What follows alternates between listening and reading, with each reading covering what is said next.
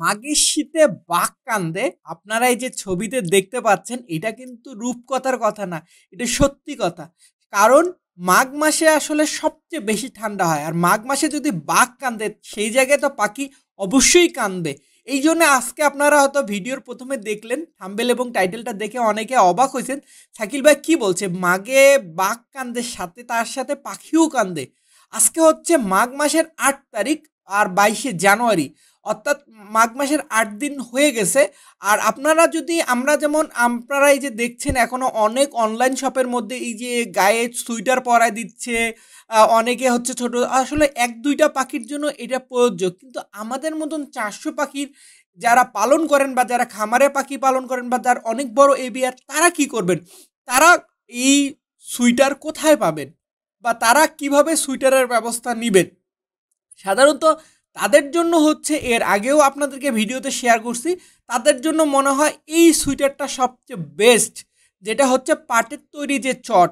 আমার কাছে মনে হয় এইটা পাখির জন্য হচ্ছে বেস্ট, পাখির ঘর গরম রাখার জন্য। কারণ আমরা তো আর আসলে সোয়েটার পরায় দিতে পারবো না, আর মাঘের শীতের মধ্যে সবচেয়ে যেটা বড় বড় কাজ হচ্ছে আপনার পাখির ঘর গরম রাখা। পাখির ঘর গরম রাখলে পাখির শরীরও গরম থাকবে।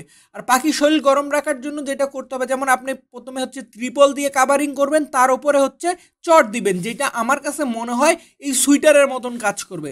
আর সুইটার কিন্তু ঠিক এইরকম রুলেস সুইটারের মতন কাজ করে হচ্ছে এই যে আপনারা দেখলেন যে চটের বস্তাটা, এই চটের বস্তাটা পাখির ঘর গরম রাখতে সহায়তা করবে।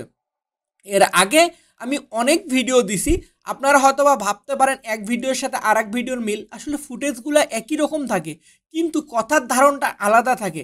যেমন এই তীব্র শীতে আপনাদেরকে যেটা করতে হবে, সর্বপ্রথম পাখির ঘরটা কাভার করতে হবে ২ স্তরে, এক হচ্ছে ত্রিপল দিয়ে, ২ হচ্ছে এই চটের বস্তাটা দিয়ে।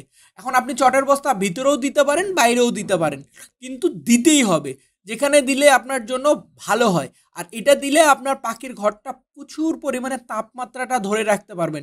যদিও এই সময় তাপমাত্রাটা ধরে রাখা সো ডিফিকাল্ট, কারণ দিনের বেলায় আমরা আজকে আমার পাখির এভিয়ারে দেখলাম দিনের বেলায় তাপমাত্রা হচ্ছে ১৪-১৫, যেটা অস্বাভাবিক হারে কমে গেছে। এই মাঘ মাসের শীত আজকে থেকে বলতে পারেন যে ২ দিন থেকে পড়তে শুরু করছে, যেটা প্রথমে বললাম বাঘে কাঁদে হচ্ছে এই মাঘের শীতে। আর এই ১ মাসেই কিন্তু প্রচুর পরিমাণে শীত থাকবে। আর এই ১ মাস আপনারা কিভাবে যত্ন নেবেন, অর্থাৎ এখন থেকে আরও ২২ দিন বা ৩০ দিন আপনারা কিভাবে যত্ন নেবেন সেটাই বলছি আপনাদেরকে। যেমন মানুষ কিন্তু আগুনে এরকম হচ্ছে আগুন জ্বালায় তাপ দিতে শুরু করে, কিন্তু পাখিকে আমরা কিভাবে পাখির ঘরের ভিতরে তাপের ব্যবস্থা করব?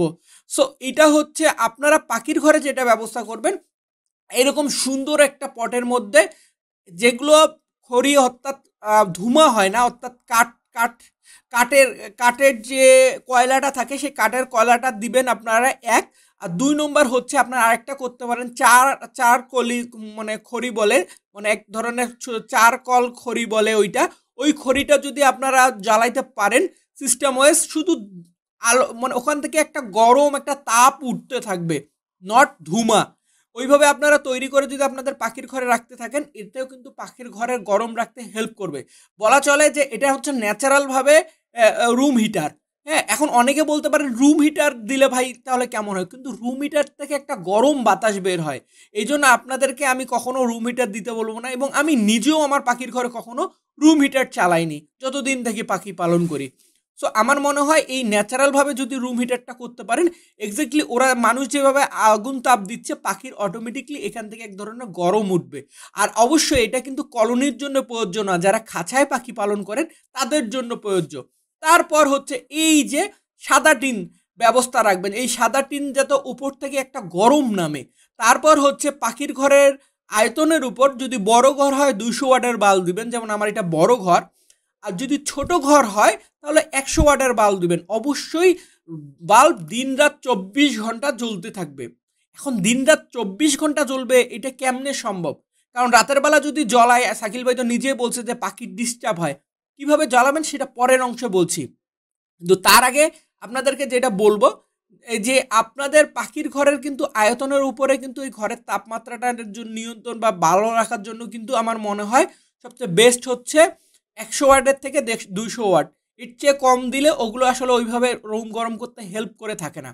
এখন আপনাদেরকে আমি যেটা বলবো যে দিনরাত 24 ঘন্টা কীভাবে জ্বালায় রাখবেন সেই একটা পদ্ধতি। মাত্র 100 টাকা দিয়ে পাখির ঘর গরম রাখা যায়, এটার কিন্তু একদম ফুল একটা ভিডিও দেওয়া আছে ডিটেলসে। সো আজকে এটা নিয়ে আলোচনা করব না, আপনারা এই ভিডিওটা দেখে নেবেন। এই যে দেখতে পাচ্ছেন আমার এই মেশিন, যেটা আমি নিজের তৈরি করছি, মাত্র 100 টাকা খরচ পড়ছে। এই 100 টাকা দিয়ে আপনারা এরকম একটা 2টা টিন কীভাবে করবেন এটার ভিডিও দেওয়া আছে। এইভাবে করে নিলে যেটা হবে, এর ভিতরে লাইট জ্বলবে, আর সেই লাইটের গরমটা ঠিক হচ্ছে আপনার এই টিনের মধ্যে পড়বে, এই টিনটাও গরম হবে। আর 2 নম্বর হচ্ছে পাখি একদম টোটালি পাখি হচ্ছে ডিস্টার্ব হবে না, তাদের রাতের ঘুম ডিস্টার্ব হবে না। সো এটা পরের অংশ বলছি। এইভাবে আপনারা আপনাদের এই যে তীব্র শীত সেটা করবেন। আর আরেকটা কথা বলি, এটা তো পাখির ঘর গরম রাখা, পাখির শরীর গরম রাখা, পাখিকে কিভাবে তাপমাত্রা ঠিক রাখতে পারবেন পাখির ঘরে, এগুলোও বলছি। কিন্তু কালকের ভিডিওতে ইনশাল্লাহ আপনাদেরকে যেটা শেয়ার করব, এই তীব্র শীতে আপনারা কিভাবে আপনাদের পাখিগুলোকে খাবার দিবেন, কি খাবার দিবেন, যে খাবারগুলো খেলে আপনার পাখির শরীরটা গরম থাকবে। এর আগে অনেক ভিডিও দিছি এই বিষয় নিয়ে, কালকের ভিডিওটা স্পেশাল থাকবে। যে এখন আপনাদের পাখির যাদের বাচ্চা হয়েছে, যারা আমার সাথে ব্রিডিং করাচ্ছেন, বা আমার তো প্রতিটা হাড়িতেই হচ্ছে বাচ্চা। এখন আমি এই তীব্র শীতে কী করতেছি, তাদের কিভাবে যত্ন নিচ্ছি, ইনশাল্লাহ কালকের ওই ভিডিওটাতে দেখতে পারবে। এই সেই আমার লাইট জ্বালায় গেছে। এখন লাইট জ্বালানোর পরে দেখেন এই যে ভিতরে লাইট থাকবে, এবং উপর থেকে যখন গরম নামতেই থাকবে, আর কোনো দুই সাইডে কোথাও কিন্তু আলোটা যাবে না। আর আল্লাহর কাছে আপনারা দোয়া করেন, চান যেন এই পাখিগুলো সহি সালামতে থাকে। কারণ যে পরিমাণে শীতে আছে, আমি খুব দুশ্চিন্তায় আছি আমার পাখিগুলোকে নিয়ে। কারণ প্রতিটা বক্সে আমার বাচ্চা, যে এদের কি হবে। কারণ যখন ঘরের তাপমাত্রা কমে আসে, অটোমেটিকলি কিন্তু পাখিরও শরীরের তাপমাত্রাটা কমে আসে। আর পাখি কিন্তু 37 ডিগ্রি তাপমাত্রা প্রয়োগ করতে হয় বাচ্চাকে হিচিং করার জন্য, বা ডিম হিচিং করার জন্য। যেমন এই যে কালকে রাতের বেলা তাপমাত্রা ছিল আমার 15 এত লাইট জ্বালানোর পরেও। তো এখন আমরা যেটা করব, রাতের বেলা আমরা তো বললামই পাখির হচ্ছে সুইটারের ব্যবস্থা হয়তো বা শরীরে পরাই দিতে পারবো না, প্রথম অংশে আপনাদেরকে যেটা দেখালাম, যে আমরা হয়তো বা পাখিকে সুইটার পরাই দিতে পারবো না, কিন্তু আমরা চাইলে পাখির খাঁচাকে তো সুইটার পরাই দিতে পারবো।